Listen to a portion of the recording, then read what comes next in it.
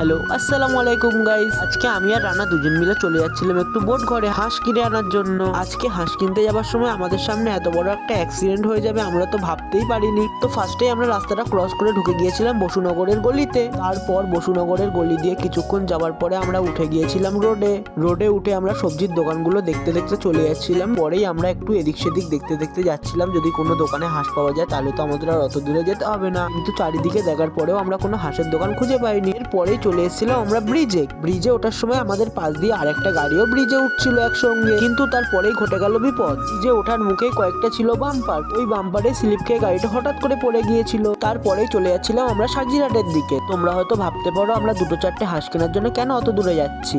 প্রথমত ওখানকার হাঁসগুলোর সাইজগুলো অনেক বড় বড় হয়ে থাকে, কেননা আমাদের চারটে হাঁসের দরকার ছিল, তাই জন্য আমরা ওখানেই চলে গিয়েছিলাম। আর চারটে হাঁস নিলে কিছুটা তো ডিসকাউন্ট করবে, ওই জন্য আমরা চলে গিয়েছিলাম বোট ঘরে। তারপর হাঁসগুলো কেনা হয়ে গেলে আমরা আবার দুজন মিলে চলে যাচ্ছিলাম বাড়িতে।